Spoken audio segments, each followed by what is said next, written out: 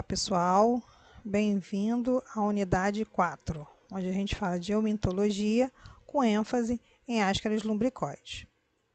Vou fazer só rapidinho a lembrança dos eumintos, né, que tem como características gerais um tamanho variado, fusiformes ou alongados, possui boquianos, muitos possuem ovos, né, e esses ovos possuem uma casca espessa. São parasitas dioicos, então tem o masculino e o feminino. E eles podem ser de diferentes tamanhos, né? O feminino sempre maior que o masculino, no caso, com exceção dos trangiloides, que isso não acontece. Parasitas intestinais humanos, neste grupo, são monoxênicos, né? Tem um ciclo apenas, né? Não tem variações. Possui uma estrutura do corpo formada por uma cutícula de exoesqueleto, que serve para proteção, locomoção. Ela também é estratificada, podendo ter estrias, né, cristais e expansões. Podem ter também proteínas, lipídios e carboidratos. É pouco permeável, né, com o sistema digestivo e o sistema excretor, permite a entrada de oxigênio e tem crescimento, né, em síntese. Né? Então, o ascaris lumbricoide chega a cerca de 20 centímetros.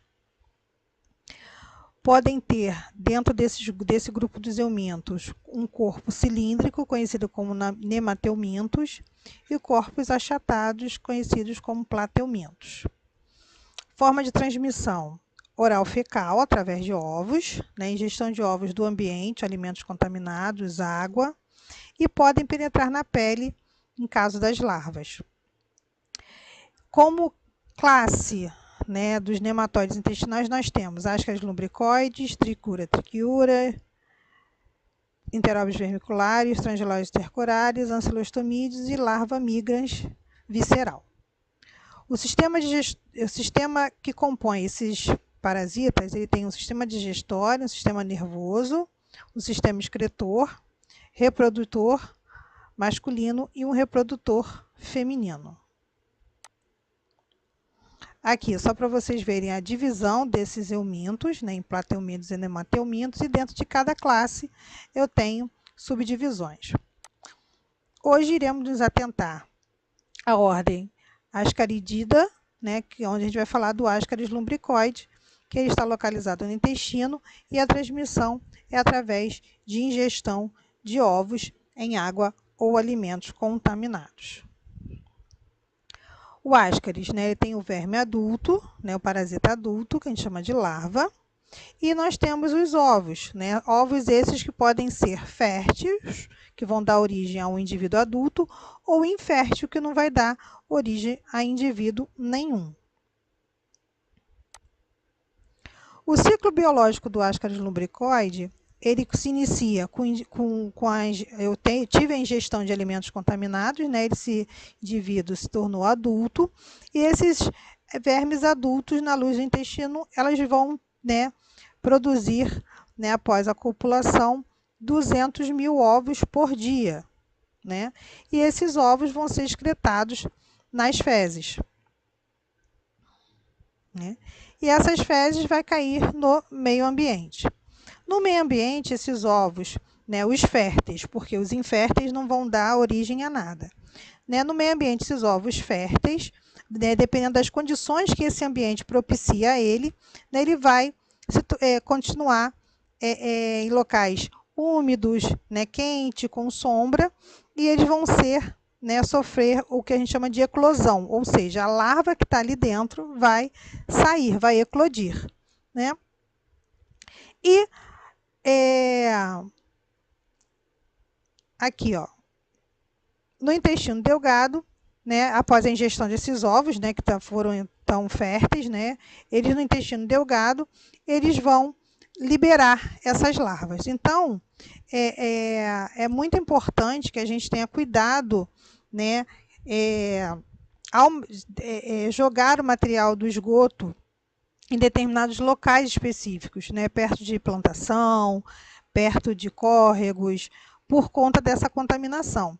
Por isso que se exige muito, como medida profilática, a ação de vigilância sanitária, a ação de medidas sanitárias para que isso não aconteça.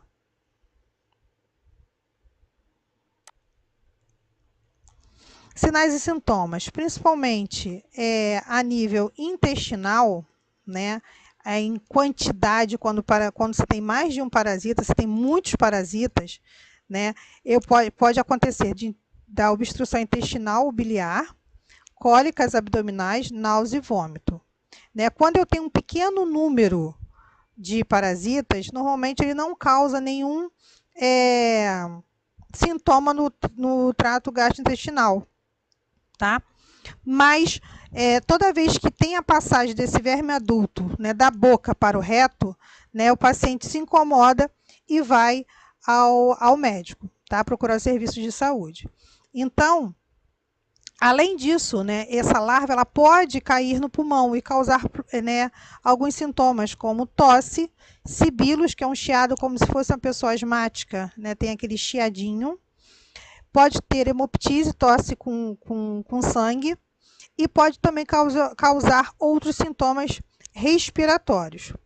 Aqui eu coloquei para vocês uma coisa incomum, que não é muito comum da gente ver esse parasita fazendo, mas já tem casos relatados, né, da presença desse ominto, né, dentro de um ponto lacrimal, né, saindo, né,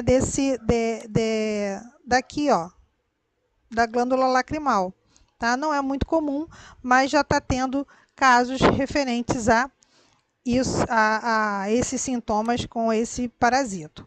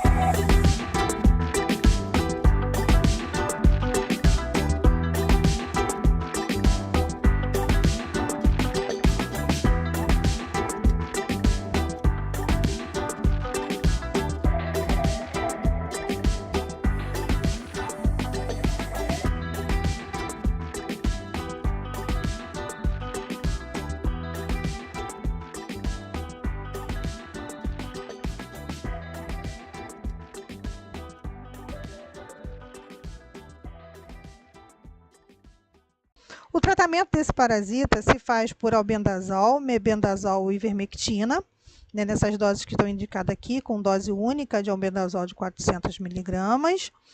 Mebendazol de 100 mg 2 vezes ao dia durante 3 dias, então você vai tomar 3 dias consecutivos, ou tomar 500 mg em dose única. A ivermectina, né, tomar de 150 a 200 microgramas, né, por quilo, em dose única, tá? Via oral em dose única. Então, todos os medicamentos aqui são via oral. Tem crianças que não conseguem tomar comprimido, então, do albendazol, do mebendazol, tem a solução, né? A ivermectina não tem, mas albendazol e mebendazol tem em solução. Tratamento em gestante, a gente tem que tomar muito cuidado, porque esses medicamentos, eles podem trazer riscos ao feto, então ele pode prejudicar o feto. Então tem que ser bem avaliado o uso dessas medicações em gestante, né? Então, qual o risco que vai trazer, né? Se eu não tratar essa doença, não vai fazer nada, se ele vai sair, a gente vai induzir que ele saia sem medicação, que seria o mais indicado por conta dele causar alterações no feto. E a profilaxia, além das condições sanitárias adequadas que a gente precisa, né, de um esgoto tratado, dejetado em locais específicos, né? Não esquecermos que a lavagem das mãos está muito associada a isso, lavagem dos alimentos, cozinhar esses alimentos, né, e descartar também de forma correta, evitar que o consumo de alimentos crus, então legumes, né, verduras, lavar bem, né, no caso não dá para cozinhar, mas a gente consegue, algumas não dá para cozinhar, mas a gente consegue lavar bem, deixar de molho, né, o tempo suficiente para que seja extraído, né, esses parasitas.